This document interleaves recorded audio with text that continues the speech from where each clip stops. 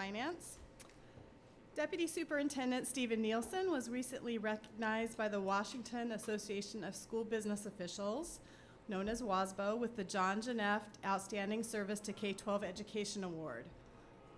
Stephen was recognized for continued commitment and advocacy for education funding. Stephen is highly respected for his knowledge and leadership in K-12 finance. He has been involved in every major K-12 funding policy and has been a member of every statewide funding committee for the last 20 years. Stephen's financial policy expertise is often called upon by legislators and statewide associations during legislative sessions.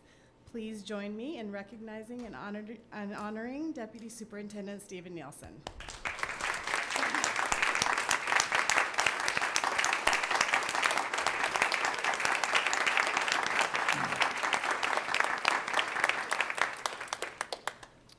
Thank you, and as you can tell, I have work to do because we're still not done, and we've been doing it for 20 years plus. I would like to also recognize our terrific nurses in our district, and one of our funding challenges is we are grossly underfunded for the nurses that are doing wonderful work on our schools. We have a total of 81. Just for the funding commercial, we're funded for 9. So we use our levy resources to add to that. We would ask the legislature for additional resources because of the importance of nurses and what they do for our students in many areas. So Marie DeBell is here to share a little bit about our nurses. Thank you for being here. Thank you very much. Thank you for recognizing School Nurse Appreciation Week. School nurses as a group value professional growth to improve their own practice. And today, I'd like to introduce 2 of our nurses who have done just that. Cherokee Bowman. Cherokee is a classified nurse who recently received her associate's degree in nursing and is now an RN.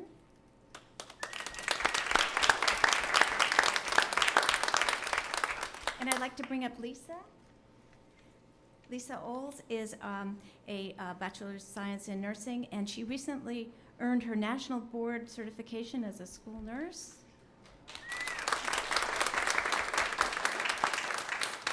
And 2 nurses who are not here today, Scott Skoglund, he recently received a master's degree in nursing from the University of Washington. And Meg Courtney is a classified nurse who then became a certificated nurse, a wonderful way of recognizing growth. And she had received her baccalaureate in nursing from WGU. So thank you.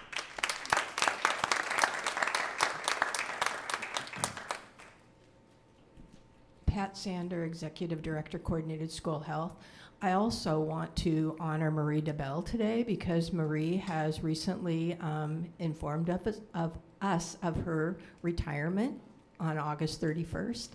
And so I want to at least recognize the work that Marie has done the last few years as manager for our Student Health Services program.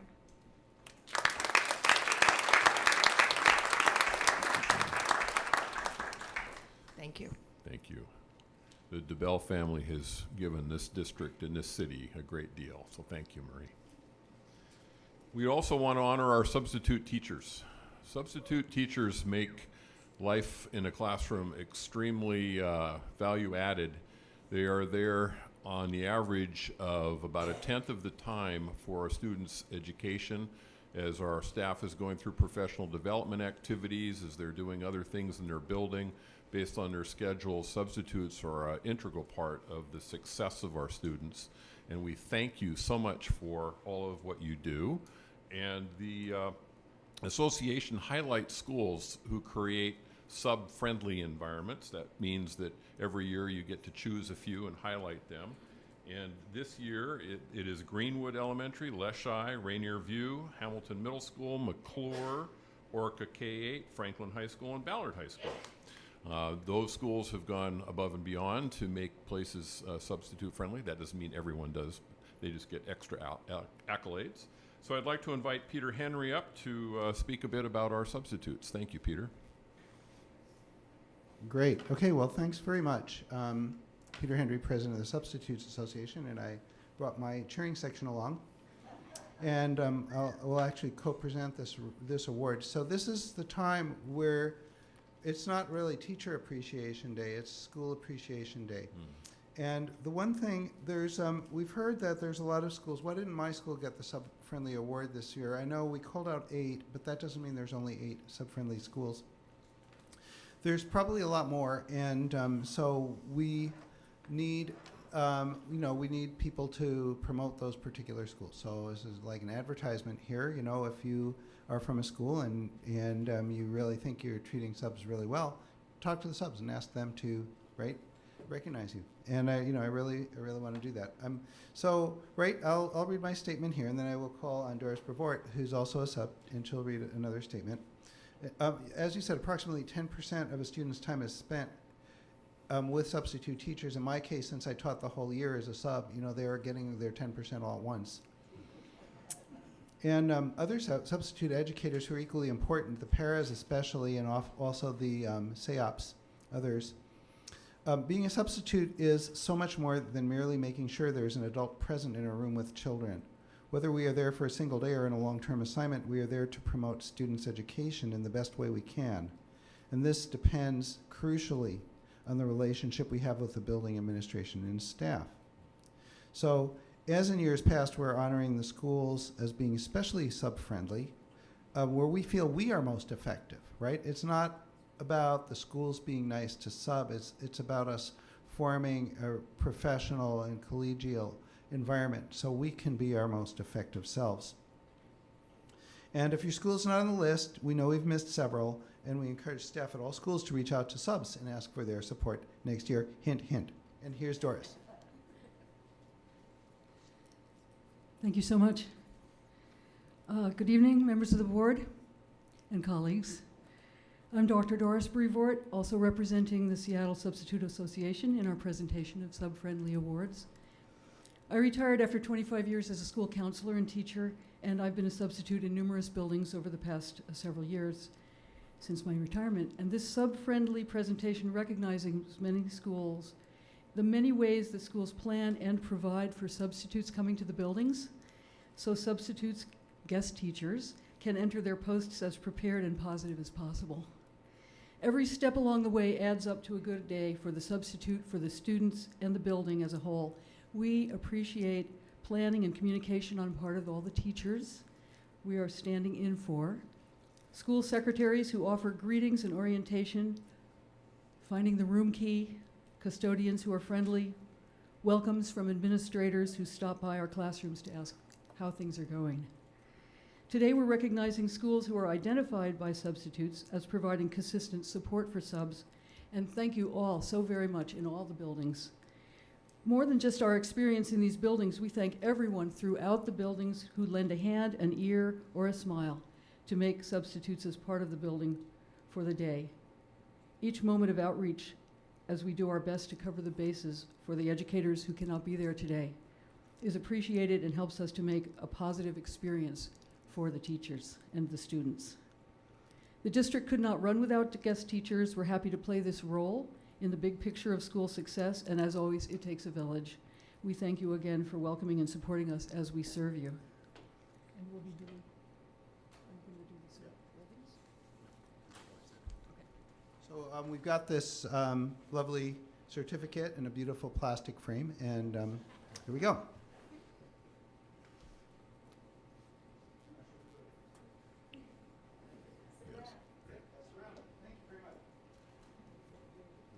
So if we could join the subs for a photo, please. And are there any nurses left? So yes, great.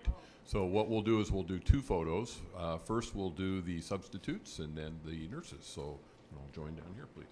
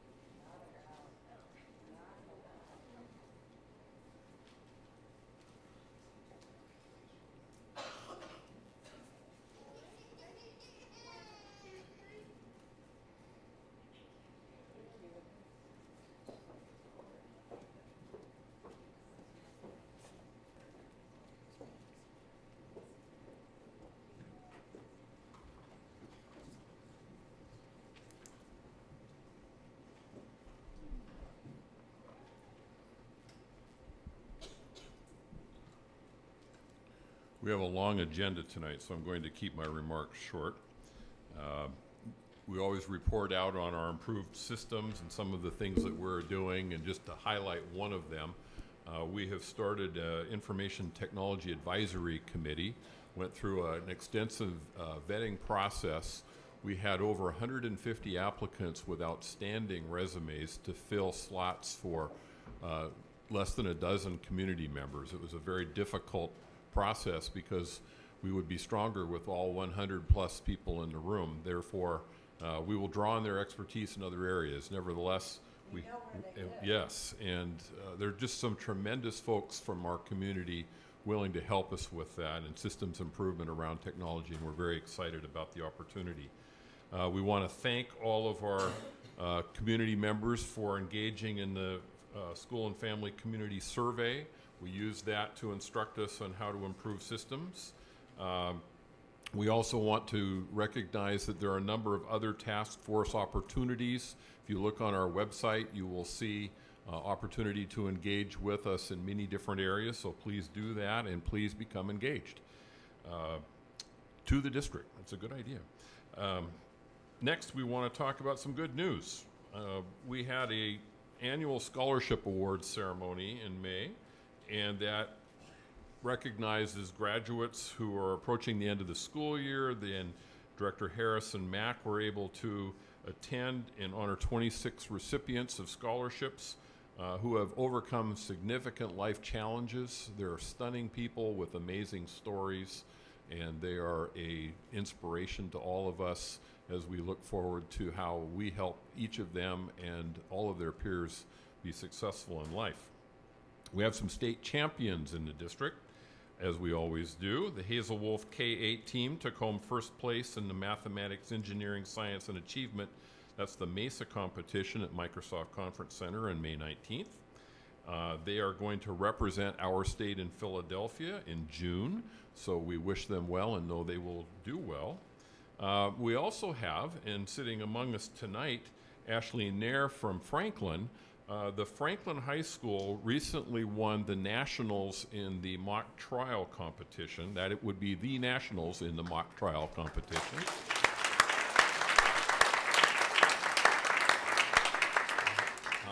Members of this team, including Ashleen, who's joining us tonight, are people who become leaders in our community and leaders in the world. Among them, Governor Gary Locke, and went on to become Secretary of Commerce and also the ambassador to China. So you have opportunity ahead of you. Start learning Chinese soon. And we just want to honor you for all of that effort. Finally, we also want to thank, among our many celebrations, the Seattle Foundation and the Seahawks, including Doug Baldwin, for donating student books to Leschi so that the books have a better reflection of the student population and a more accurate representation of their history, and we want to thank them very much. And again, because of the length of the meeting, this concludes my remarks.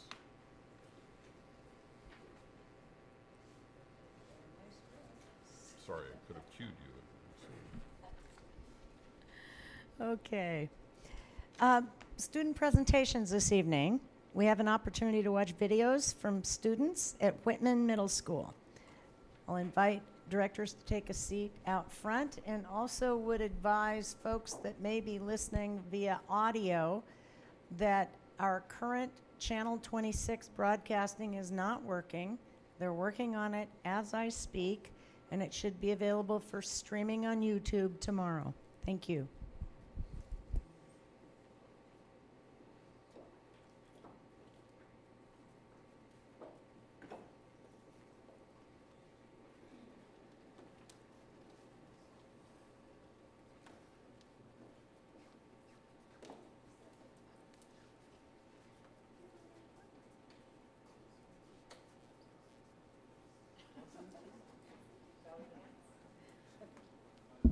So I know you have a full agenda, so I'll try to keep it short. My name's Christopher King. I run the video production program at Whitman. I believe we're the only full-time video production program at a middle school, which wouldn't be possible without the support of our principal. It's fantastic. If the kids desire, I teach 6th, 7th, and 8th grade, and if they have the desire and the talent, they can actually take it all 3 grades, 6th, 7th, and 8th, after which they're ready to go to Hollywood, basically. But since they don't drive, they go to Ballard, and it's almost as good. So I brought some samples. I brought from 6th grade, we have a book trailer where the students need to visualize a book in their head and make a movie trailer for it. And then we have 2 6th grade book trailers. They need to choose a book that has not been made into a movie. And 7th grade, we have a door story, which is sort of what it sounds like. They have to build a story around a door, and that's where they practice match cutting and cutting on the action. And then finally, from the 8th grade advanced class, we have 2 visual storytelling projects. So enjoy it. I'm going to go turn off the lights.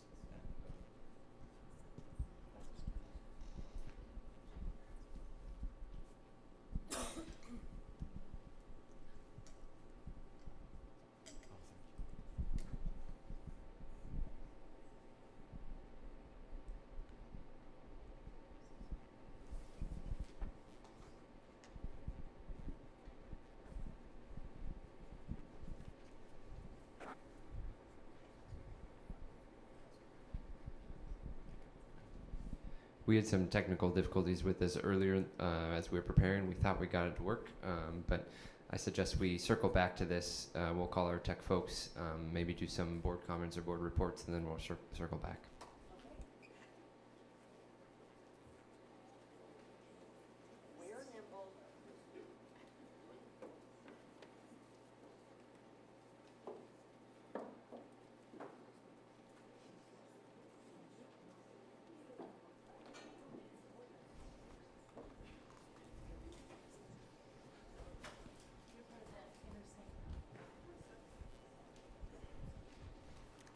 Well, we're nimble and we will indeed circle back around. I would like to hear committee reports from committee chairs, if I might.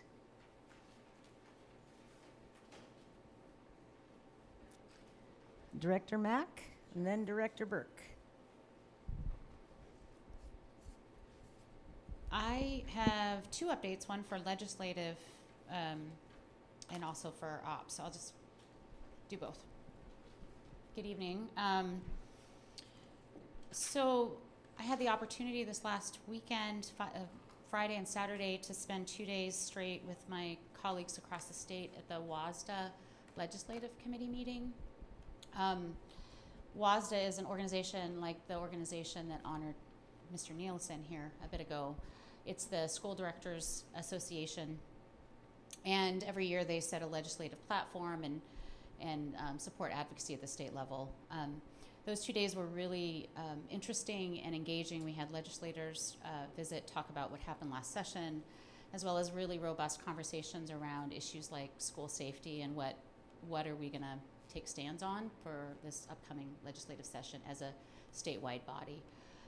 So that was really exciting to be a part of that, and interesting work. And for ops, we've been super duper busy as usual. We had our meeting a couple weeks ago. Lots of action items today, intro items. Some things of interest. There's going to be a transportation task force that's going to be organized, and that's starting to get formed soon. I don't know exactly when it's going to come out, but dealing with some of our transportation-related issues, we're going to have a task force working on that. We're continuing to move forward in the process on our next our next capital levy, the BEX 5 levy. We've got a number of meetings scheduled out into the future around that, including the facilities master plan. 2 weeks ago, we approved a board task force to support our efforts on the facilities master plan. And we'll be hopefully getting out the advertisement for that task force tomorrow. So if you're interested in participating, hopefully we'll see that and apply. Expected to be open for a couple weeks, and meetings would start in June. With the work of that task force is going to be really short term and fast, and it's really focusing on 2 kind of specific aspects of the facilities master plan: the capacity analysis, so like where do we need buildings and seats across the city, as well as our scoring our priorities, the board's priorities, so that we can hopefully make the best decisions possible on what will go on to BEX, which will be on the ballot in February. And so excited about those things coming up. Our next meeting is on the 9th, a couple weeks from now. And I think that's about it. Thank you. Director Burke.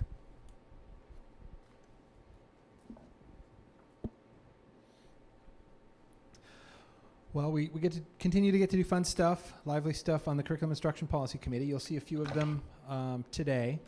The ones you'll see by name, board action reports on the Student Rights and Responsibilities Handbook and approval of the highly capable plan that are going to come to the board for introduction.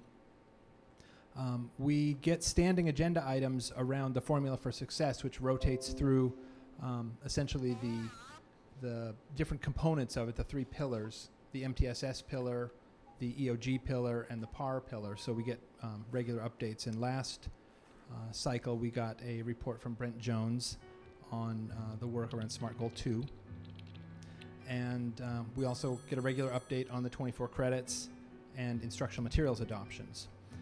So some of the other things that are in the works that will come to policy, and this ties in with the Instructional Technology Advisory Committee that Deputy Superintendent Nielsen spoke about. We have 4 electronic learning policies that are sort of interrelated, sort of independent, that are being evaluated by the committee, but also will be part of the this task force as we really try to identify what's the right way to deliver electronic learning, where's the value, where are the risks, put the right controls in place. So that's going to be interesting work over the next few months. And we had a report on civics, primarily around the work of mock elections in all of our high school, or all of our schools, essentially K-12. We've had an optional program to do that for the last several years, and there's more and more desire both among directors and we've heard from students, we've heard from educators as well about trying to use the election process as a vehicle to engage students around critical issues, key issues, and to back into a lot of the elements of civics and civic engagement. So that, I think every year that gets more robust in our schools. We don't have anything that is a mandated curricular element, but I think the desire to put something more formal in place that is an easy to access resource is building a lot of enthusiasm. We also got an update on the Naviance implementation, and that will be, there's going to be an update coming out in the Friday memo for directors that describes what that's going to look like.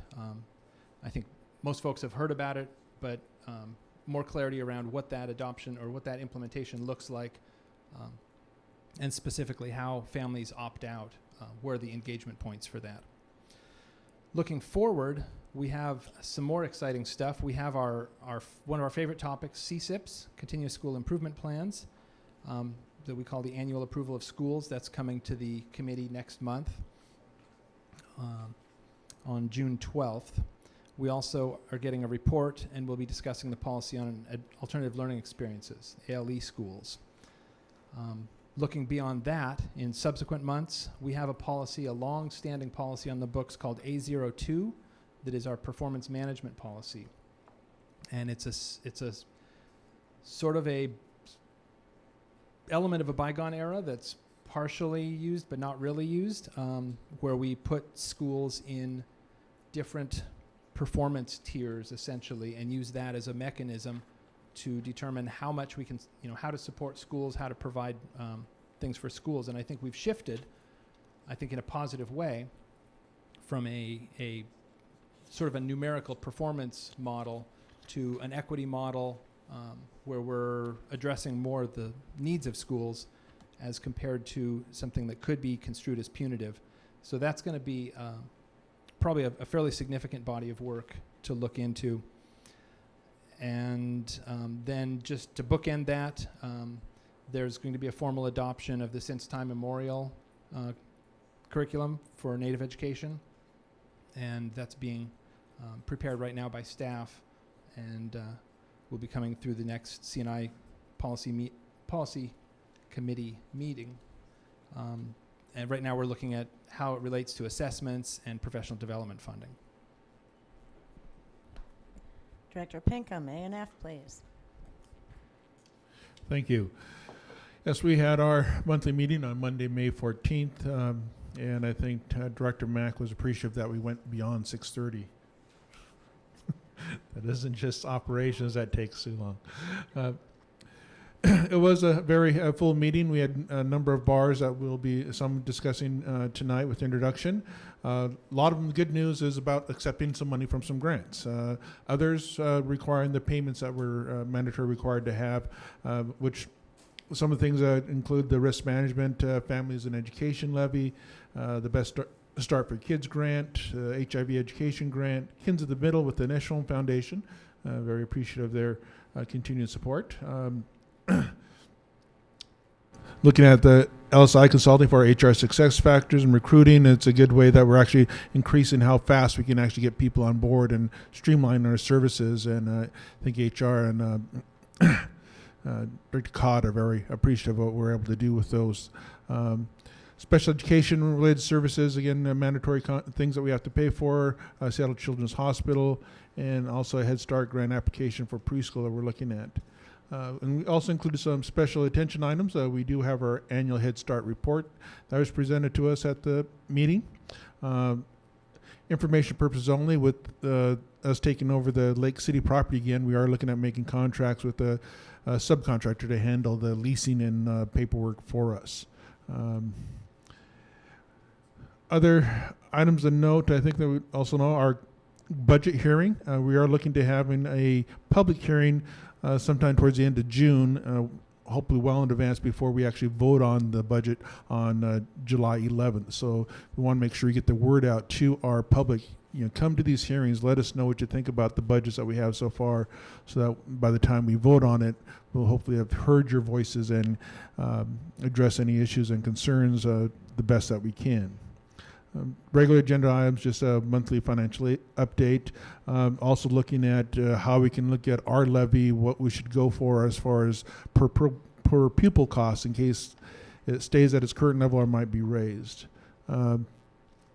Upcoming for us in June include looking at maintaining staff student boundaries, insurance and student insurance policies, and as I said, of course, our budget for the 18-19 school year.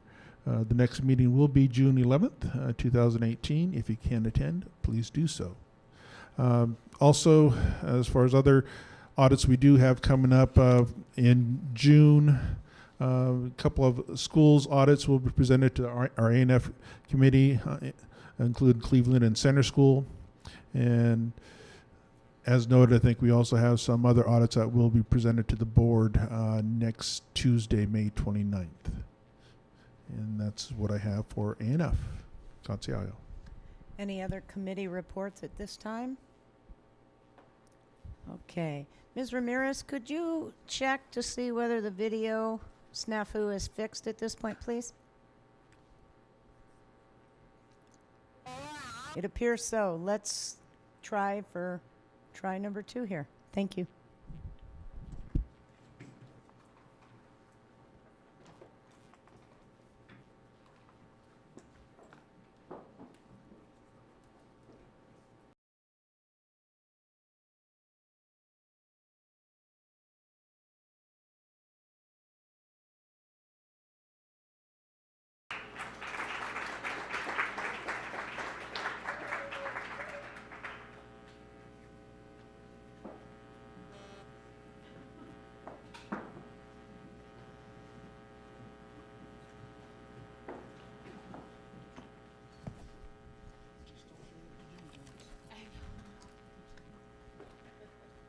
Wow. wow, wow, wow. Great things are happening in our schools.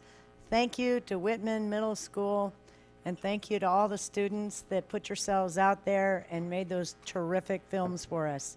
Thank you again. Ashleen Nair. Ashleen Nair is the newly elected 2018-19 Associated Student Body President and the member of the Franklin High School mock trial team, national title winner. You have the floor. Tell us about yourself. Tell us about your school. Tell us what you think we need to know. Okay, I'm Ashleen Nair, as you probably already know. I'm a part of the Franklin mock trial team, and this was my first year actually. And I was usually the defendant, so I was always the bad guy. But this experience that I experienced with Franklin mock trial was a completely different experience that I've ever had with Franklin. I've always played sports. I played volleyball in 9th grade and ultimate frisbee, and I used to play basketball as well. But joining mock trial gave me a new perspective on life at Franklin. It allowed me to meet new people and just live a different way. And I think that what we do at Franklin is we have this like inclusiveness that's everywhere that you go, anywhere at Franklin, any classroom, any floor you go to, you always feel included and comfortable. And so when I went into the mock trial room, I didn't know how it was going to be, but of course it's Franklin. It's going to be like that. So it was really inclusive and welcoming, and it was just a great experience. And we went from districts to nationals without losing a single trial. So we lost a couple ballots here and there, but we won every single trial. And that team is like my family now, and I just feel like that's what Franklin's all about. And this year has really, really validated that. And yeah, so as you said, I'm the newly elected ASB president, and really excited because I know that there's a lot of things that can change at Franklin, but it's just adding on to what a great school it is. And so I'm really excited to work with the new students and work with everyone, the teachers, the staff. The staff there is really amazing, so I think they're going to make it a great experience next year. So yeah, I'm really excited. What do we need to know as board members from your perspective? Things to change, or okay. I have one little comment. It's warm right now, and we're really enjoying the sun. But in the winter, it's really cold at Franklin. We even have pictures of people with blankets on, and I know myself, I have to like layer up a lot. So I think that heating in our school could change.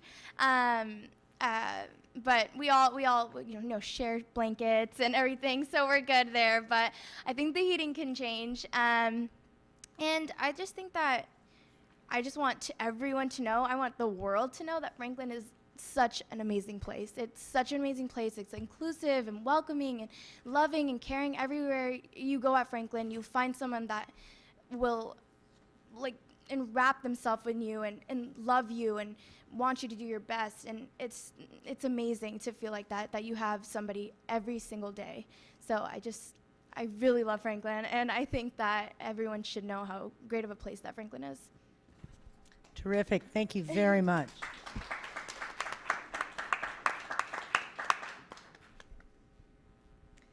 Okay, we have reached the consent portion of tonight's agenda. May I have a motion for the consent agenda, please?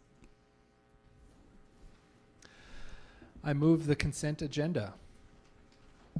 I second the motion. There you go. Approval of the consent agenda has been moved and seconded. Do directors have any items they would like to remove from the consent agenda? Seeing none, all signify passing the consent agenda by saying aye. Aye. Thank you. Okay, it is, time check, 5:08. Public testimony starts at 5:30. This is the time for board comments. Who would like to go first? Director DeWolf, please. Thank you, President Harris. Just first wanted to, again, give some more appreciation to our guest teachers and superhero nurses. I distinctly remember experiences visiting our school nurse to try to go home, and I know that they were always very good about keeping me at school. Well, also wanted to thank the students and staff at Daniel Begley Elementary for inviting me to their monthly assembly a couple weeks ago, and special thanks to Jet, who wrote a letter to the school board, as well as his parents and the librarian there, Miss Roach. I was really grateful to spend some time hearing just about the incredible month of learning and fun that they've had there, and also had an opportunity to share about my love of reading, my experience opening a library during my experience in the Peace Corps, and then finally being able to deliver those 40-plus sci-fi books from authors of color that Jet had written about.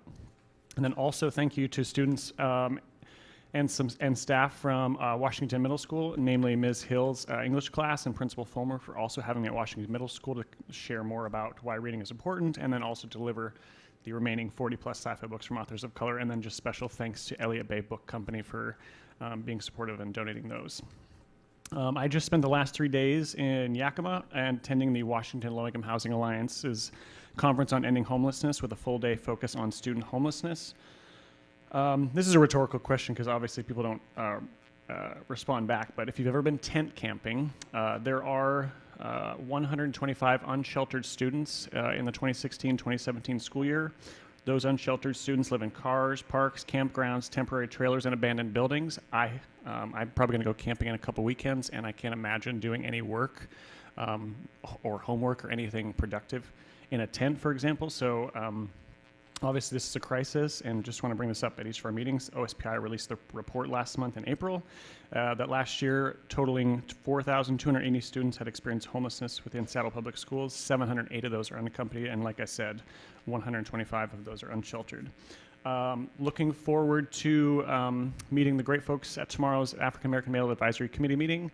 And then the last just announcement, next Friday, President Harris and I, and obviously the full board and staff here at John Stanford Center, will be raising the Pride flag as well as the Trans Pride flag. The flag raising ceremony will serve as a visual symbol of our commitment and will be flown during the entire month of June. This will be the first time this has happened at a district building. So we're really excited to just elevate, illuminate, and make visible our LGBTQ students here at Seattle Public Schools. Thank you. Next up. Director Geary, please. Well, welcome, Ashley. Thank you for your comments. I had the pleasure of visiting Franklin when we were doing the superintendent interviews, and could definitely feel the welcoming atmosphere.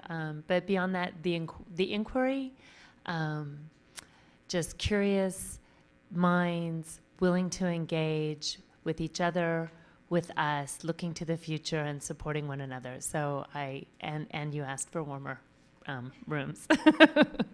So love your school as well. Thank you for coming and sharing about it.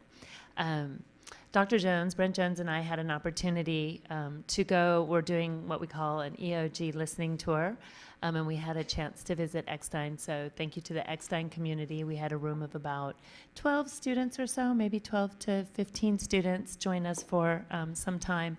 And we asked them different questions about what would make their experience better, because I believe I can speak for this board that many of us share a commitment to elevating student voice and actively going out to listen to them and include them in our decision-making process here. And so this was one of the steps that we took. And we asked them questions about what would draw them into school. And we asked them how we could increase the sense of feeling respected. And I just wanted to share a few of the highlights of some of the things they told us, because it was even surprising to Principal Sturck, some of the things that they said. With regard to respect, I thought a really interesting piece that they brought up was that they said that they would feel respected if their teachers faithfully used Schoology. And it was just, that was an eye-opener for me, because they want to do their work, and it isn't always on the classroom's time, sometimes it has to be available for them. And that if they're going to be held accountable to showing up, they want the schools to hold themselves accountable for making the information available as they say it's going to be. So I thought that was a really important point. They asked that teachers limit sarcasm, and they recognize that without a deep relationship with that person, it's confusing and hurtful. These are kids that they're not adults. Middle schoolers in particular, they sometimes don't know if they're coming or going. And they ask that if teachers have feedback to give to students, do it in private, because it's even uncomfortable for them and they don't feel respected if another student is treated in what they feel an unfair or inappropriate way. And they ask that negative comments not be generalized to the whole classroom, because that's confusing, but that if a teacher has criticisms, that they make sure that they do it kindly and in private with that student. And I know it's hard, and they recognize that it's hard, because teachers are people too. They did say that, and everybody doesn't have good days, but it's a good reminder. And in terms of piquing their interest and making school more interesting for them, they ask that we mix it up. Students like it when teachers use different approaches. They talked about mock trials. They talked about period fashion shows. They talked about working with other classes and combining work so that they could get out and meet their classmates, and even between different grade levels. They asked for that. It keeps them engaged. It keeps them awake. One student even said, could we have different classes at different times every day? I said that may be a scheduling nightmare, but she just said, just even at a different time of day, it would just create a different attitude in my class. So I thought that was really interesting. And mostly everybody said they please go out of our way to make education relevant to their day today. So if you're teaching about China 3 centuries ago, tell them why it matters. Tell them why that's important today, every day. And for me, I think it just, again, it ties into an ethnic studies approach, not only just one course at one time in their educational career, but that we are weaving in all the time about the relevance and the importance of what we are teaching them. We teach so much, and if we could tie it back today and get people to recognize how that information pertains today, how the people of different cultures over time has built up to this moment for us. So it was good to have that dovetailing, and it was also good to hear their voices, and we assured them that we're going to be continuing to do that.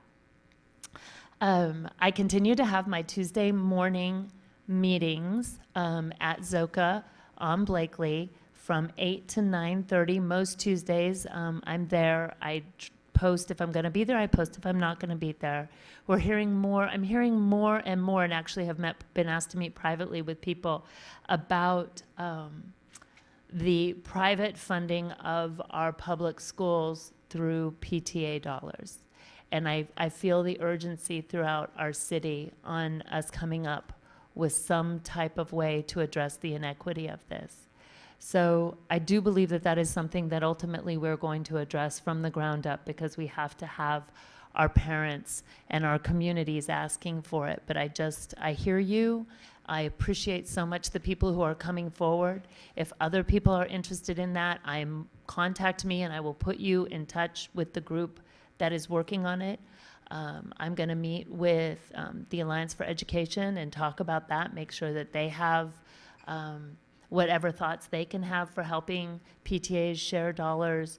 They're researching into what's happening in other communities, but I feel that urgency out in the community. So let's just keep moving it forward, because I think we'll get to a good solution if we create it organically throughout our district with everybody's involvement and voice at the table. Thank you to our nurses and our substitute teachers. I don't recall being a frequent flyer, but certainly my daughter is and has been all during elementary school. So I do know the importance of the nurse and their willingness to talk to parents, listen to parents, and encourage kids to get back to school whenever they can. So thanks, everybody. Director Burke? I'll pile on as well around the nurses and the subs. We regularly talk about how excited we are for our educators and our building leaders, and I think it's absolutely imperative that we recognize all of the elements that make our system successful. The parapros, the nurses, the subs, it does take a village. So thank you to the district staff for helping elevate that, and to my colleagues on the board for celebrating it. I want to give a second shout out for the Whitman Middle School videographers that are amazing. It was really entertaining, and I was kind of sad to actually have it end, so we had to come back up here and go through our Robert's Rules again. Ashleen, welcome. We're glad to have you, and I haven't spent as much time in Franklin as I'd like, but I crossed paths with a couple of the educators from there, and so I do know the passion, the enthusiasm, and it's an amazing environment. And I want to say, when people come to us and we ask them, what can we do to help? And they say, our school's amazing, our climate's amazing, our education's amazing, but it's kind of cold and we have to have blankets. That would be wonderful. So thank you for sharing that. We'll see what we can do about the climate control, but I'm thrilled the educational environment is firing on all cylinders. I want to welcome Carrie Campbell back. We regularly celebrate our communications team, and we celebrated our communications team when Carrie wasn't back, but we want to celebrate her coming back as well, and dump even more work on them now. So welcome back. We're glad to see you. And I want to give a shout out to Brent Jones and the entire team, in the race and equity department, and all. I'm not even sure how many different departments are involved in this. I think lots, but we got an annual report for policy 0030, our race and equity policy, and regularly we as a board say this goal, this EOG. We talk about the initials. We talk about raising up African American students. We talk. It feels very abstract. And this annual report, for folks that haven't seen it, it is multiple pages of very specific, very targeted, very tactical things that have been or are being implemented. And so when this came to exec committee, we really complimented the team on it, and actually recommended that they glam it up a little bit, put some photos of students on it, and send it to places like WASDA, Council of Great City Schools, because these are the places that are calling us up and saying, the state legislature, other districts that don't quite have the same enlightened views, and so I think that's going to see a little bit more public view once it's even more kind of visually enhanced. But for those of you who haven't seen it, definitely drill into the exec committee materials, because it's a great read. Also, I want to celebrate the Information Technology Advisory Committee. First meeting on that was on Monday of this week, and it was mind-blowing. I was talking with John Kroll, our CIO, before the meeting, and he was asking me, well, what do you think about the agenda? And I said, well, that looks very ambitious, which is a word that I learned here, referring to agendas. And he went through it. He provided a lot of background material for the attendees. There are 10 folks from community. There are 10 folks from the from our educator ranks, educators and administrators, and then there are 2 students that are part of the committee. And what a neat bunch of people asking hard questions. It's going to be super, super powerful. Like, just as an example, one of the questions that came up in conversation was, how can technology and technology experts help us connect all of the community passion and activism and volunteerism with our actual needs? How can we use our databases and social media and things to really connect our needs with our strengths in the city? And I think that's a great, I think it's something that we've also talked about as a board and as individuals. So the community's asking the same questions, and I think they're going to help us with this lift. And then one more task force, Advanced Learning Task Force, just so everyone is clear on that. This is currently collecting applications. This task force is going to be looking both at the the guiding principles in collaboration with the board, and then the service models, and then the identification, and then looking at how to put those elements back into policy. So this is foundational work around our advanced learning and our equity and braiding this together. So if it sounds exciting, and if you haven't applied yet, the deadline to apply is tomorrow at noon. Repeat, tomorrow at noon to get applications in to be on that group of people doing absolutely stellar and critical work.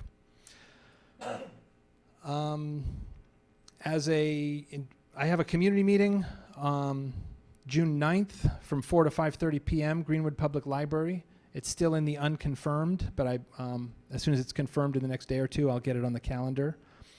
And then I just want to also remind folks that we have a board retreat on June 2nd. And this is a great time to come and see the board kind of footloose and fancy free.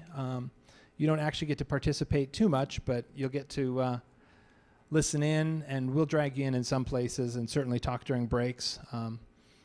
So I hope that we can get broader and broader community engagement in our board retreats and in our SMART goal development as we look forward in future meetings and years.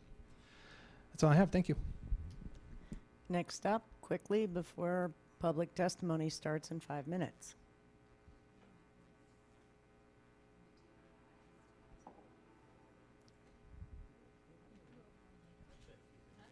Director Pinkham. Katsiayan Tasklaawat, thank you and good evening. For some reason, I feel like we haven't been here a while. I've been kind of drowned at the University of Washington. I just gave my second midterm today, and students took an extra 10 minutes, even though I said, time to go, let's go. But congratulations to our new nationally certified nurses. It's a pity that we can't have every nurse in every school that we have. Because they're valued to make sure that our students are healthy and being taken care of. And unfortunately, many of our students, if they don't have that health insurance and that health care that the nurse provides, may be the only resource. Thank you to our substitute teachers. Sorry to all the subs my previous years when I was in high school. I know I gave substitutes a bad time. Change my name or do things that probably wouldn't be too proud. Yeah, one of those. I was one of those. Congratulations, Nielsen, on your recognition and award. Franklin High School, Ashley, good job with the mock trial. And you said this was your first year. And what year are you? And what year are you in school? I'm junior. So next year, repeat. Congratulations on that. The winning nationals for high school, especially with mock trials, is amazing. The Whitman Middle School in your videos, fantastic. You actually recognized one of the gentlemen, Nylan Mural. I've known of his family, but lost touch with them. So it's good to see that they are doing well in school. Nate, thank you for your service and looking forward to your next journey. Hope you have good luck on your next journey. It was a pleasure having you here. Carrie Campbell, welcome back. Boy, it seems like things are changing fast here. I unfortunately do not have another community meeting planned. My weekends and stuff are full with UW graduation and Seattle School District graduations. But I Come to mine on Saturday. We'll feed you. Lasagna? Yep. I heard about that. And Betty asked me to cover one of her graduations. I'm looking forward to going down to South Shore and being with their graduates this coming year. And congratulations to all our students that are graduating this year, those that are moving up from 8th grade into high school, and those that are moving on to middle school. Changes for our students it can be a tough thing, but it also hopefully kind of that rites of passage as they're making it on to the next level. So we'll celebrate all of you as the year comes to end, and hope everyone enjoys the summer. I know we're probably going to have one more meeting here before school's out, but I just want to pass that on. So I'm just trying to fill up some time here now, Leslie, for you, because I want to save some of my comments for later. I wish I had a joke, but again, I don't. I'd try to save that for Rick. Did you have any new jokes, Rick, for us? No? All right. But I'll save other comments for after public testimony. Katsiayo, thank you. Okay, terrific. Let's take a 2-minute stretch break before public testimony at 5:30.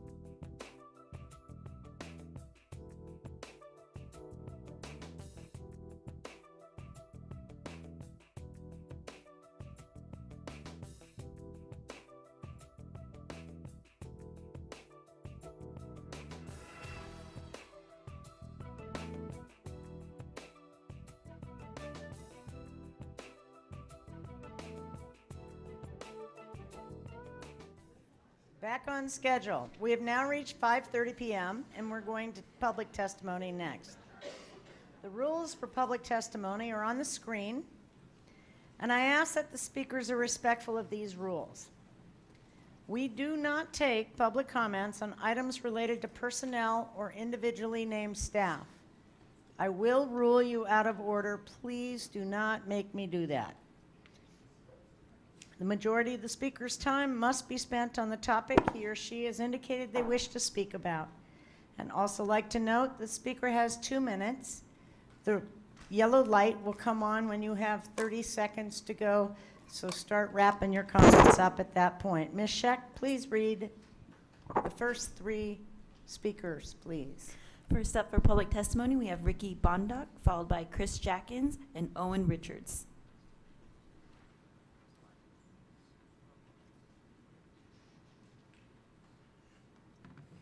Hello, everyone. I'm Ricky Bondoc, current ASU president of Franklin High School.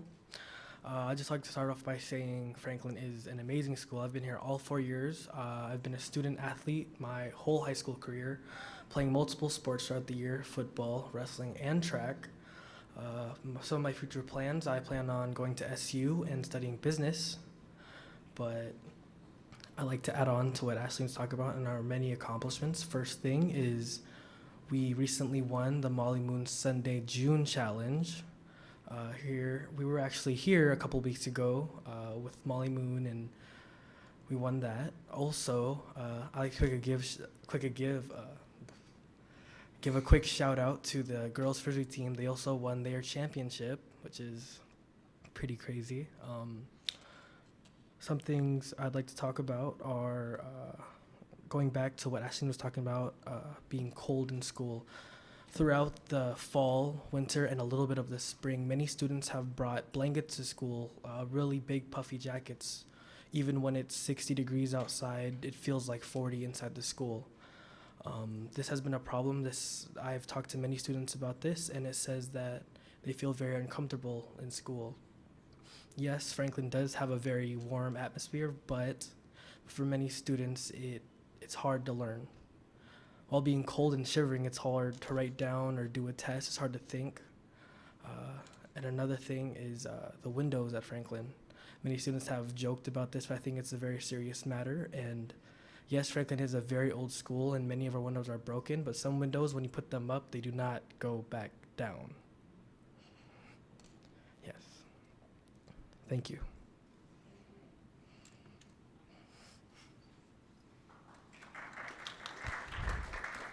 Chris?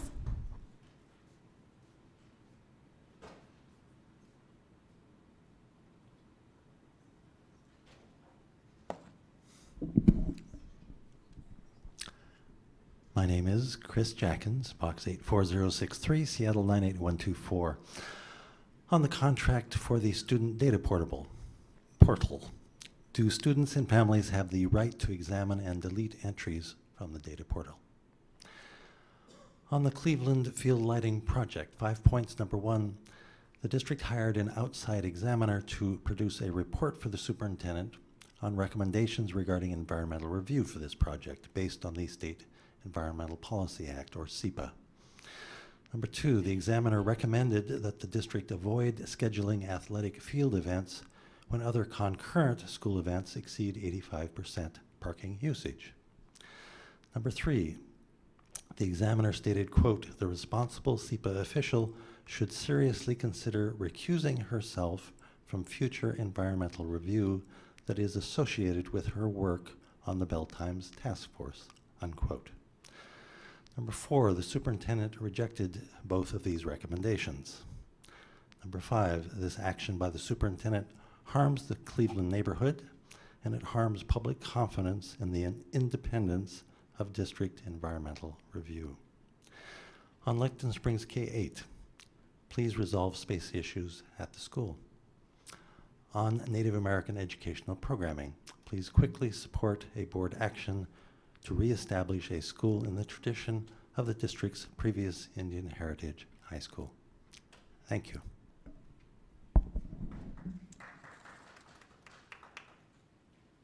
After Owen Richards, we will have Brian Terry, followed by Suzanne Mayer and Andy Jensen. Hi, Owen Richards, proud parent of 4 public school, Seattle Public School students, 2 of whom have gone all the way through and 2 of whom are in the program currently. So this testimony is to request that SPS improve student safety by reviewing and updating SPS policy 3244, which is corporal punishment, and policy 5281 related to staff disciplinary action. And this is, I want to make some reference to a personnel issue, but it's not, I will make. Can't do that, I'm there sorry. are no specific No, references. sir. Okay. Absolutely not. So the issue is that I think that there is, in the current corporal punishment provisions, there is a provision that if the teacher is found to have done something that harms a student, investigators can still find that they are allowed to return to the classroom if they did not willfully inflict pain. And we have found through personal experience with one of our children in a classroom that issue is something that we believe that the school district needs to review to see if there's some way to improve that issue. Thank you. Thank you.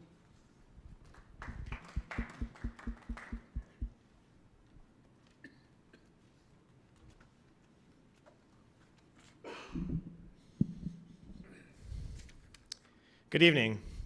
Thank you for supporting equity in advanced learning. In our schools today, a white student is 20 times more likely than a black student to be identified as highly capable. This leads to highly segregated classrooms that send a clear message to all of our students. White students are more capable and more deserving. This gross racial inequity stems from a heavy bias in our decision-making process. Somehow, in advanced learning, the needs of privileged students trump those of underprivileged students. Every program review so far has come to the same conclusion. The best way to meet the needs of highly capable students who are privileged is by excluding those who are underprivileged. Some justify this discrimination by claiming that underprivileged students are not as capable. However, state law clearly addresses this by mandating that we identify students across all populations. Others justify the exclusion by claiming that the academic needs of privileged students are more difficult to meet in neighborhood classrooms, and so they are more deserving of a special program. Not only is there no evidence of this, but it also violates district policy. We will never overcome a 20-to-1 racial inequity until we change our outdated attitudes about highly capable, underprivileged students.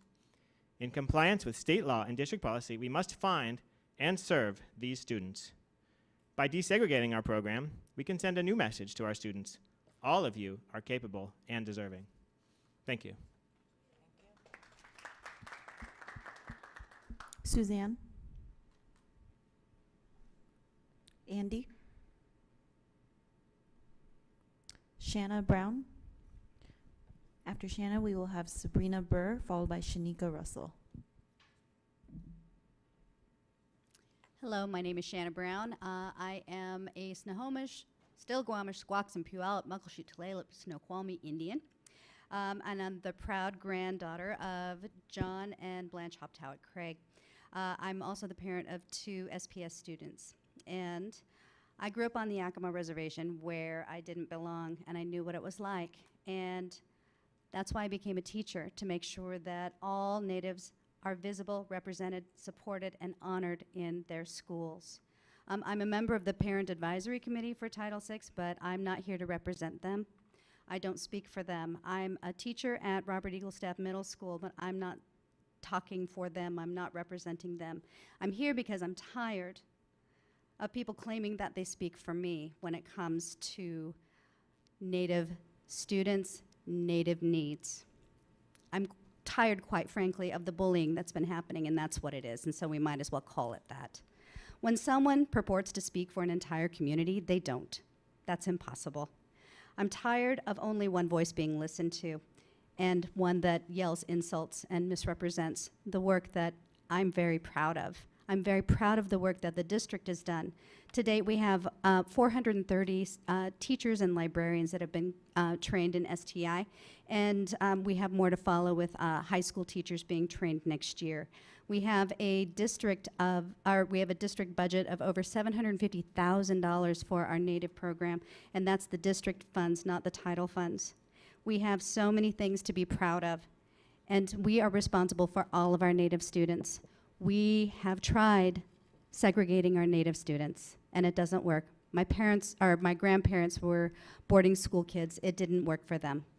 So I implore you, please. We already have a Native Focus K-8, and we need to make sure that we are meeting the needs of all of our students. Thank you. Sabrina?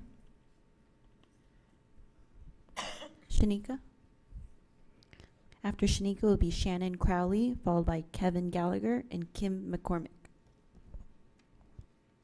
Good afternoon. My name is Shanika Russell and I work for the Family Support Program. I'd like to talk to you about the importance of the program and how it's directly aligned with SPS's strategic plan. As it stands today, the Family Support Program are at 11 elementary schools, 2 high schools, and 2 assigned to central office to support schools without family support workers. We need to expand. In 2004, we had 51 family support workers supporting 71 schools. The needs of our community are much higher, and we have a quarter of the staff. Yet the Family Support Program never turns away students, families, and other building staff without family support workers. It is critical that the Family Support Program be included in Seattle Public Schools General Fund because we are an irreplaceable part of the historical and current efforts to eliminate the opportunity gap. Staff members are building points of contacts for students and families experiencing homelessness, foster care, and our Native American students and families. The pipeline to prison epidemic and the gentrification of our city is further marginalizing Black, Brown, and Native populations, which feed directly into our efforts with the EOG. Family support worker staff are involved in the following: African American Advisory Committee, Race and Equity Support to the EOG, Native American Education, and Ethnic Studies, Family Engagement Task Force, and also our work is involving trauma-informed practices. Family support workers ensure equitable access to a barrier-free education. We provide wraparound services, case management, access to food, clothing, rental support, utility support, transportation, healthcare, and much more. This allows students to focus their attention on academics. Most family support workers are from the community and speak various languages. This promotes the district's effort of a workforce equity. Family support workers are credible messengers to the community who build relationships and trust. As a member of the Family Support Program, I am humbly asking the school board to begin conversations of financially investing in the Family Support Program through Seattle Public Schools money. Thank you. I would like to give you guys this little thing we passed out. Is that all right? Yep. Thank you.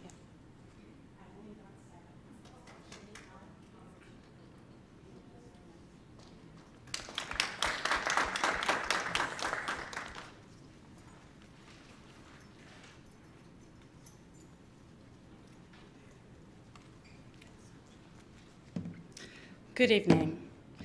My name is Shannon Crowley. I'm a 5th grade teacher at Stanislaus Elementary School, and I am a white woman teaching at one of the most diverse schools in the state of Washington.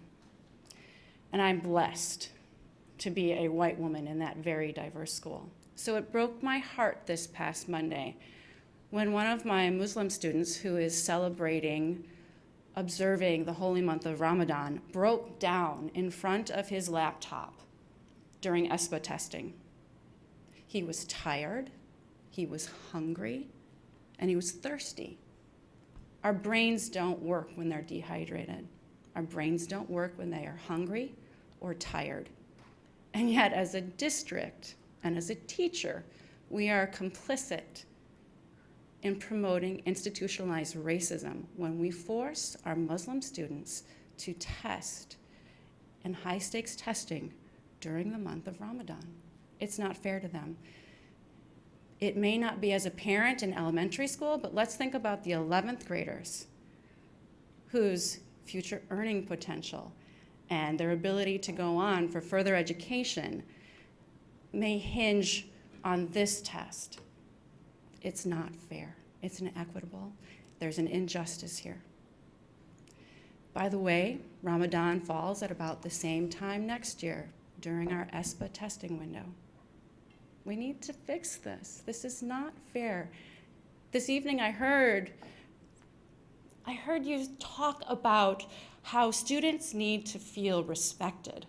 I'm pretty sure that many of our Muslim students don't feel respected during this month of Ramadan when we're forcing them to undergo something that will affect their future when they're not performing at their academic best because they're trying to be closer to their God.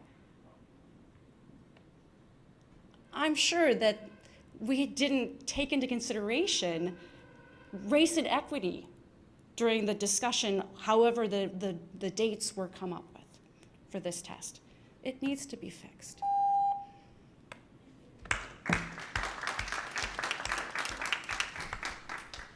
Kevin. After Kevin, we will have Kim McCormick.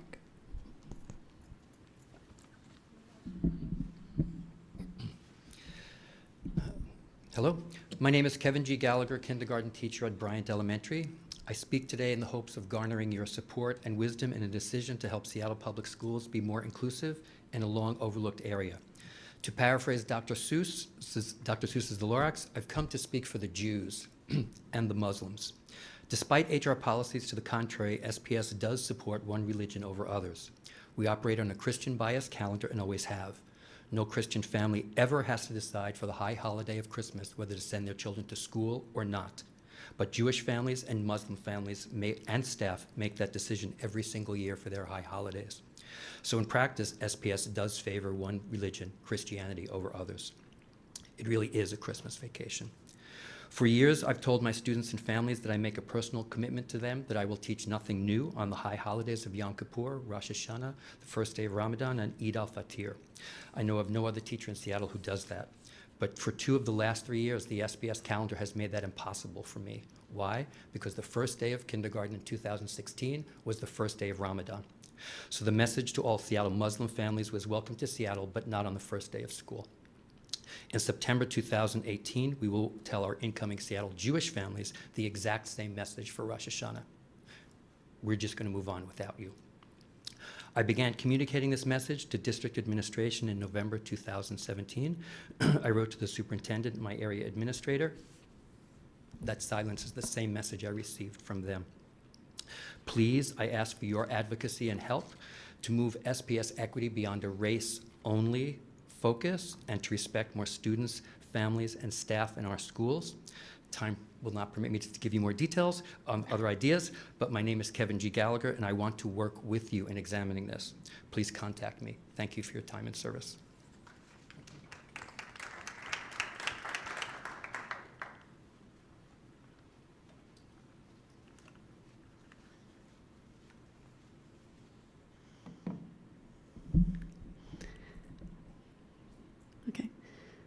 Hello, my name is Kim McCormick. I have 2 kids in SPS, one at Nathan Hale and one at Jane Addams Middle School.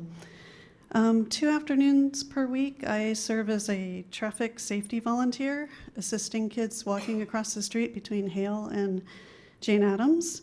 I'm speaking today because I'm tired of my kids telling me about the accidents they see on their way to school.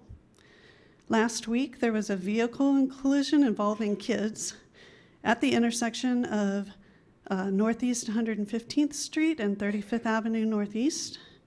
This morning, a Jane Addams student was the victim of a hit-and-run accident at the very same intersection. Thankfully, he was okay. Nathan Hale and Jane Addams are located across the street from each other. The combined campuses run approximately from south of 110th Street up to 115th Street. So 35th Avenue Northeast runs along the east side of those campuses, with Jane Addams being about a block from 35th.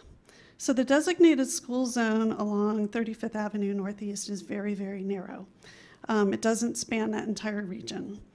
In fact, it doesn't even include the intersection that a lot of kids, including mine, use there at Northeast 115th Street and 35th Avenue Northeast. So what I would like you guys to do is to partner with SDOT to reevaluate and extend the Jane Addams and Nathan Hale school zones and implement safety measures accordingly, such as speed cameras, stop lights, and pedestrian-activated flashing lights at key intersections. Because the bottom line here is that school traffic planning in this area has not kept up with the enrollment growth in the area, as well as the transition to a neighborhood assignment at Jane Addams. Thank you. This concludes the public sign-up list. Okay, we are back to board comments. Director Mack, please.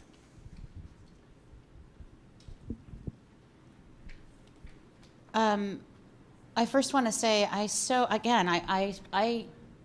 public testimony is my favorite part of the evening, usually, because I really appreciate folks bringing forward the issues so that we can find ways to address them. In regards to the most recent traffic issues, there is a Safe Routes to School committee that is a partnership, that it's a city-sponsored organization that has representatives from all the agencies across our district, including the county, SDOT, so forth. That is the whole reason they exist, is to address these sorts of things. So I'd like to suggest, I hope this is okay, Peggy, if we can ping that, and you can circle back with Kim to get more details and get that on moving forward. So thank you so much for bringing that forward. I also really appreciate the awareness of our calendar not honoring the Muslim holidays, and that's an issue we need to address. So thank you for bringing that forward. The Whitman students, the videos, oh my gosh, amazing. They also have really great choice in music. I was kind of blasted back to high school when we were watching that, so it was lovely. I had the opportunity this last week to visit Ballard High. I was invited by the formidable Tuesday Chambers, the librarian there, and it was an amazing 3-4 hours with students touring around the building and so forth. We talked about all sorts of issues, a lot related to the library and how important that space is, how grateful they are that they got a $100,000 grant to do some upgrades to that space to make it more usable, but still keeping all of the books.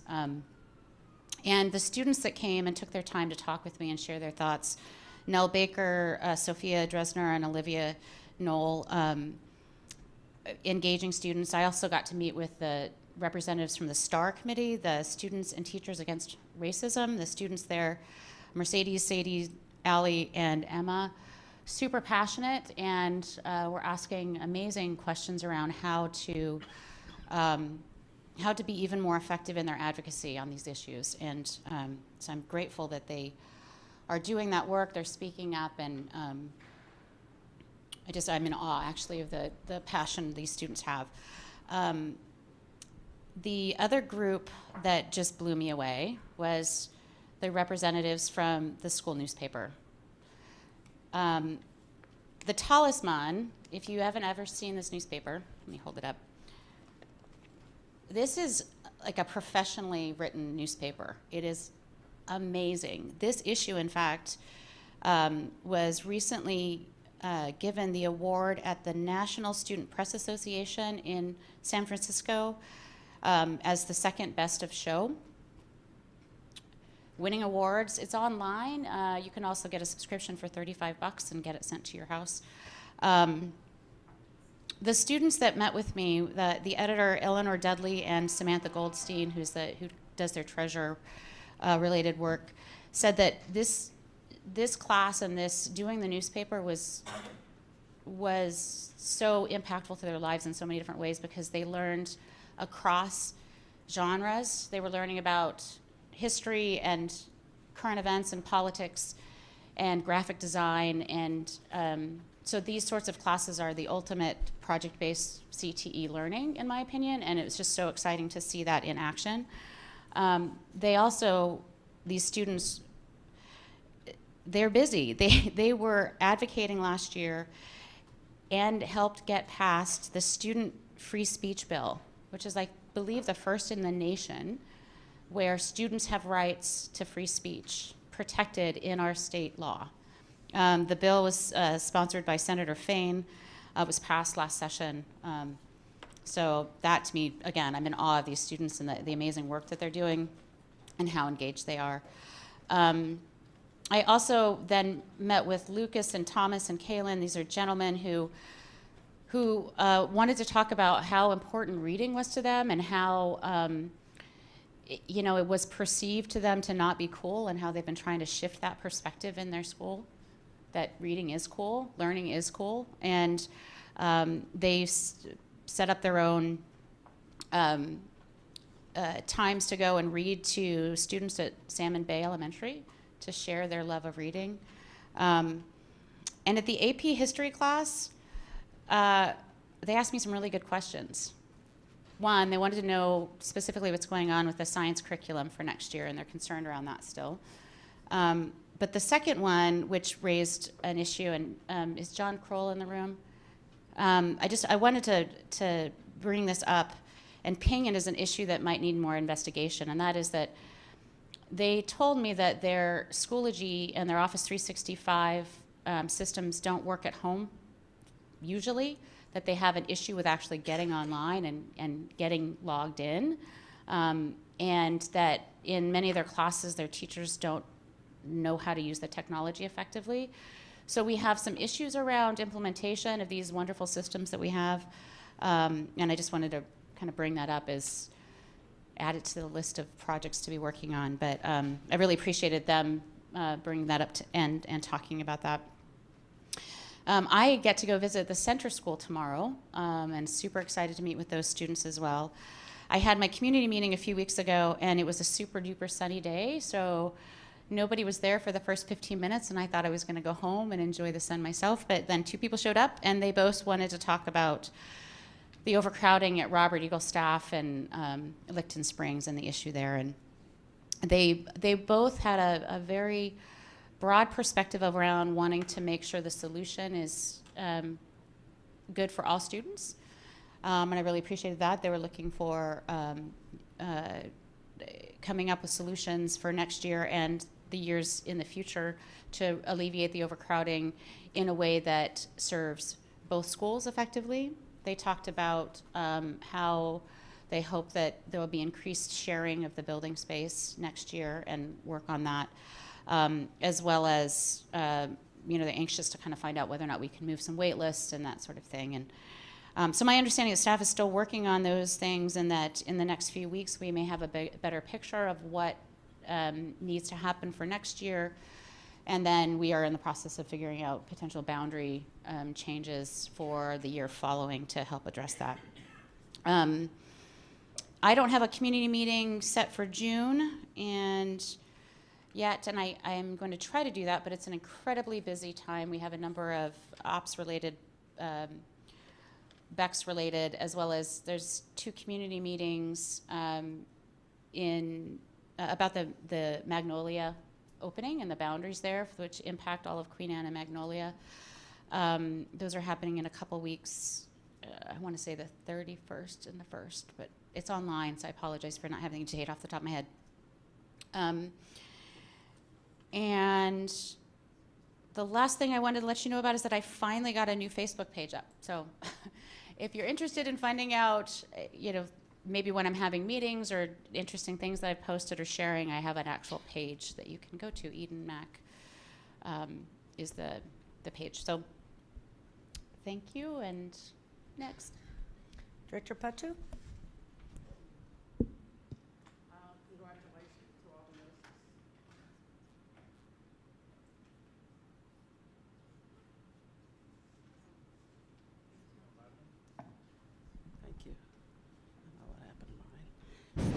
Congratulations to all the nurses. I appreciate all their help, because we know that without our nurses, there'll be no one there to nurture our kids, or all students in our schools. So thank you to all the nurses, and congratulations, well deserved.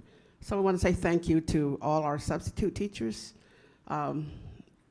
You're always, I feel that, that you guys are always there to step in, because give our break to our regular teachers when they're not there. But I think that I want to say thank you for being able to come and be a substitute in whatever school that needs your help and services.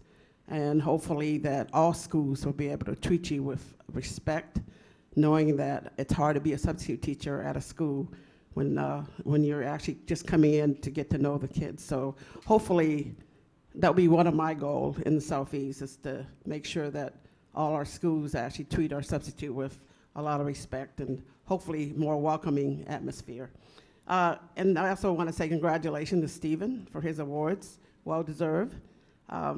It's always great when one of our own actually gets awarded for the things that we all do, because I think that it takes all of us to make this school a successful school for our kids, because each one of us have something to offer. Nate, I don't know when you're going to be leaving, but I just want to say that I'm going to miss you. When I come to the board office, you're the first face that I see. And usually when I'm in awe and trying to find something, I know that I can always ask you where it is or what is it I need to do, and you always have an answer for me. So I'm definitely going to miss you. And hopefully in your next venture that you're actually, wherever you're going to be, you'll be successful. And God bless. I'm actually, this week has been a visiting week for me at the schools, just to make sure that that people know there is a board director in the Southeast. So usually on a regular basis, I would just try to go to one of my schools and just enjoy what's going on there. And so far, the work that's being done in a lot of the schools I visit has been amazing. Just to watch kids' interaction and watch the teachers really do their thing. So I want to say thank you to all the teachers and everyone that's involved in the school, because without you, we would not be able to sit here and actually be able to talk about all the great things that's happening in Seattle Public Schools. My next community meeting actually is always on the last Saturday of the month. It's at Rock and Tour at 9:30 in the morning. And so far, I've had some great meetings. And usually we start off with eating first and then we can get to the meetings.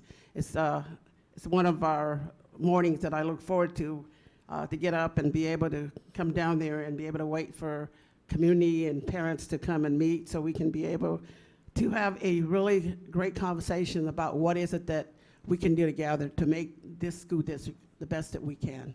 Because I know that we can't do it by ourselves, but together we can actually come up with great ideas of how to be able to provide the best opportunities for all our children. I wanted to also say to all my board directors who are sitting up here, thank you for all the work that you do. Because every day we always tend to think about what is it that we can do even better to really provide opportunities for all our kids. And also I want to say that at first I thought about, what am I doing up here? As a board director. Somebody asked me that more than once. But then I realized I'm up here because I want to make a difference, because I really want to see all our kids get the best education that we can. I have a lot of grandchildren, and that's another reason why I'm on this board, to make sure that all my grandkids get the best education that they can so they can give back to our communities. So I actually want to say thank you to all the board directors that are up here for all the great work that you guys do. I don't think we tell each other that enough, because without you, there would be no Seattle Public Schools, because we provide that opportunity to be able to sit up here and do the hard work by being able to figure out what do we need to do to make this school a better school for all our kids. So thank you for allowing me to be up here, and also thank you to my colleagues.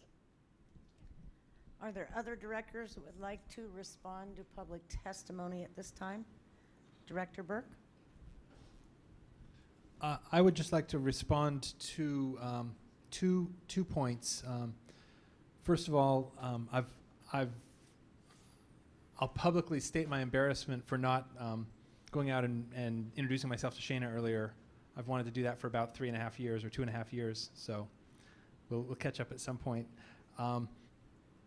And then around the assessment calendar for our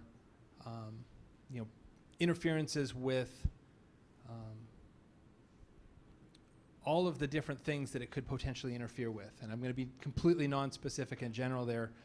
I just want to put the word out, both for us to acknowledge as a board our responsibility, but then also to share that is, there's an assessment calendar that's developed jointly between Seattle Public Schools and Seattle Education Association. So I just want to thank our educators for helping bring that forward and making sure that in addition to informing us, that they help run that through the SEA representation as well, so that we can all keep our eyes on that. Because I think as the culture awakens in all of us, that sort of an awareness is going to really help our students. Any other comments? Director Pinkham. Thank you. So I listened to some of the comments that were shared by our public tonight. And some past presentations that I've heard, the word structures comes up for me. When our structures, in a sense, are kind of failing our students, what's wrong? Such as the testing calendar, it's failing some of our students. Not all of our students can be prepared for testing if they're observing some of the cultural practices. University of Washington, they changed their start date one year. They said, nope, we just got to do it. So there's some things we just got to do to make sure that we're acknowledging all the richness of our students, what they bring. And if they're not at their top of the game when we're testing, what can we do? How can our structures work with their needs?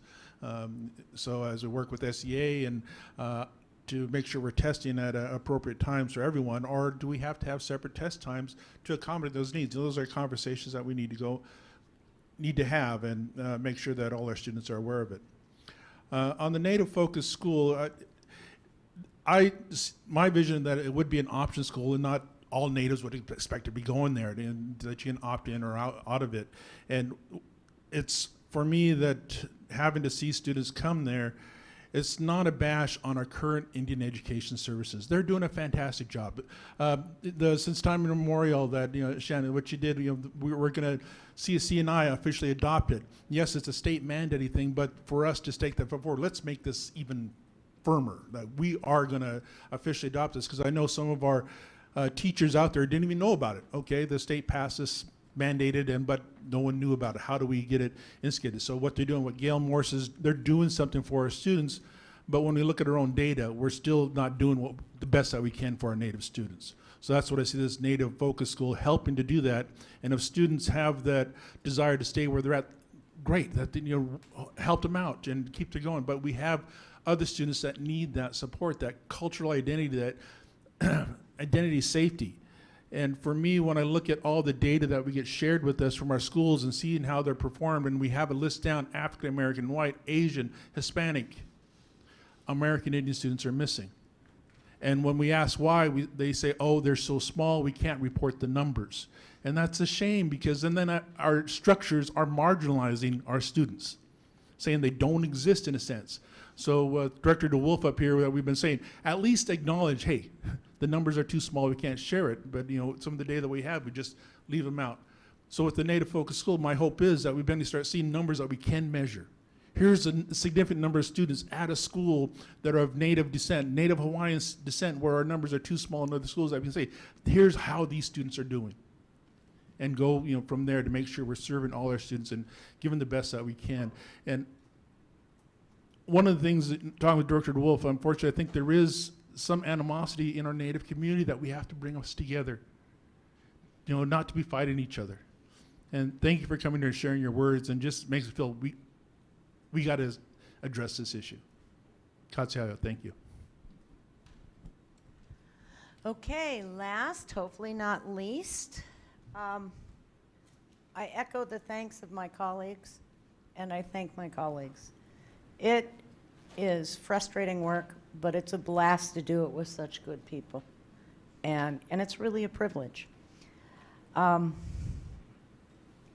Several things. One, I do have a community meeting Saturday, Delridge Library, 3 to 5, and we are serving lasagna. And all of those of y'all that keep promising to show up, I expect to see you. And we have a rowdy and a good time. And I look forward to seeing your smiling faces for good conversation. In addition to the thank yous that have already been expressed, to the Garfield Jazz folks, they had their gala last Saturday night, and it was mind-blowingly awesome. Director DeWolf was able to attend with his husband, and we had a blast, and Principal Ted Howard had a great conversation about dress codes and about that wonderful tension between administrative oversight and building-based management, and the fact that Ted Howard will be the new past president. So we opened some good, thoughtful, fun conversations there, and these kids were awe-inspiring. Pathfinder K through 8, who had their LGBTQ dinner last Thursday night. Thank you, Associate Superintendent Tolley, for coming. I missed you by 5 minutes because I was down here in a meeting. And to Lisa Love, who always delivers extraordinary work. And to Kelly Aramaki, the executive director for that school. And the rest of y'all were invited, but very, very busy, as we all are.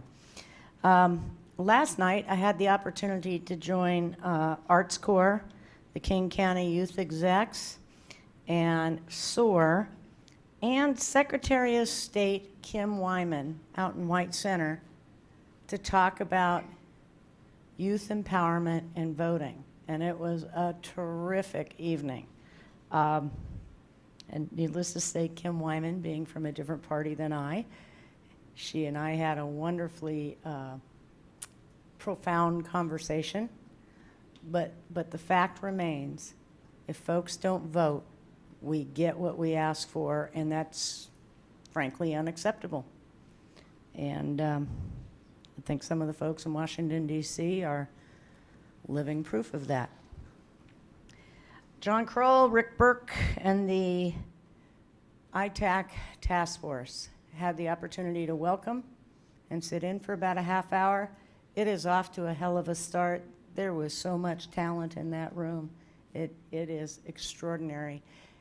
And the fact that we still have 120 names and contact information of the folks we did not pick, we're coming for you. We'll find you a place to help us. And we appreciate your stepping forward. That's right. To the scholarship committee, this room was full to the rafters. Tears were had, joy was had, and it's one of the best things that we do in this district is to award and reward. And the Retired Teachers Association, who has raised over $1 million for our scholarship fund. I mean, I'm telling you, that is a hell of a benchmark. And we're going to move the plaques that are out in the lobby over here so that you can actually read those names. And hopefully we'll have a book that has a story of those names soon as well. Speaking of the lobby, if you came in through the back door there, you saw the West Seattle High School Students Photography Exhibit.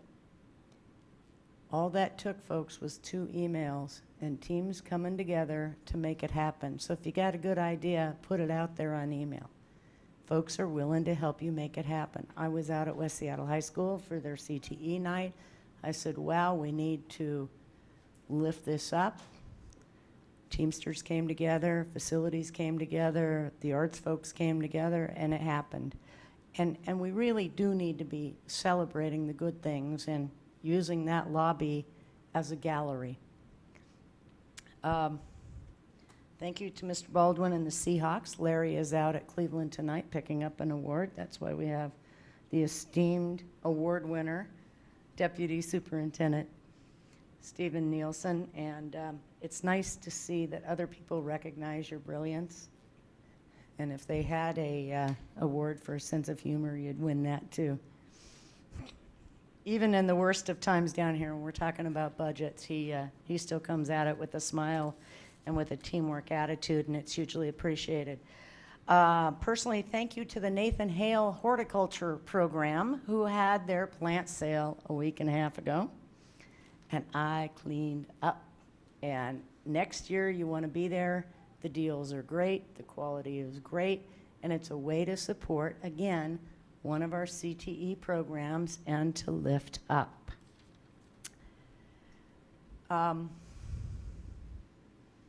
Mr. Jackins, you made a comment about the fact that we have a substantial budget surplus 2018-19. It may look that way, but 2019-20, 2020-21 suck big. Not good, and it would be irresponsible of us to spend away with a surplus when we know that McCleary is in fact fake news, and we have no guarantee that we will be passing our levies in February 2019. Keeps me awake at night. Mr. Gallagher, please reach out to SPS directors at seattleschools.org. And let's see what we can do working together. The points that you raise are fundamentally profound, and appreciate you coming down to talk about it. With respect to testing without food or drink because of cultural practices, acknowledge, need to change it. And we'll figure out a way to do that. Other issues that I am working on, would like to see more consistency in our community outreach for task forces and standing committees so that we do in fact reach folks that we haven't heard from before, that we use the community engagement tool with gusto as opposed to box checking. It needs to be systemic, and we need to walk our talk on that. A lot of good people work very hard on that system, and we need to honor that work. Stanislaw's auction is next Saturday night, and last year's was a blast, and Stanislaw has high needs.